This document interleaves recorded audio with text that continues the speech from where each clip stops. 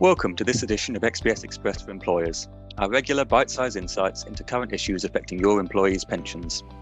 In this issue, we look at key considerations for employers in relation to pension scheme surpluses, in particular, how to avoid a surplus building up and the options available where one has arisen.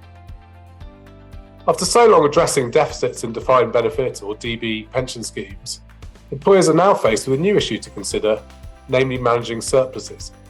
We estimate that at the end of June 2023, there was an aggregate surplus of around £130 billion in UK DB pension schemes against their long-term funding targets.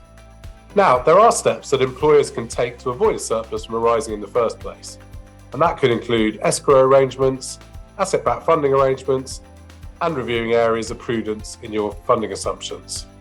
Some employers may decide to run their scheme on over time once accrued benefits are secure. This can generate surpluses that can benefit both the employer and scheme members, for example, by funding discretionary pension increases.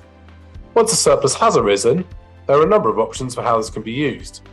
This can involve refunding the surplus to the employer, less a tax charge, improving existing benefits to members, funding new DB accrual, or subsidising employer contributions for defined contribution or DC pension provision. So what actions should employers be taking to address this issue?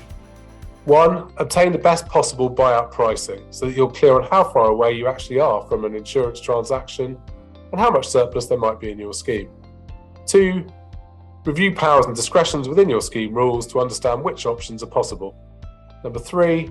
Set up a joint working party between the sponsor and trustee to understand the objectives of key stakeholders, to acknowledge the sponsor as the possible beneficiary of any surplus, to agree the appropriate strategy to take, and to agree how to use powers and discretions that each party may have. I hope you found this edition of XPS Express helpful. Please do get in touch if you'd like to discuss any of the topics covered.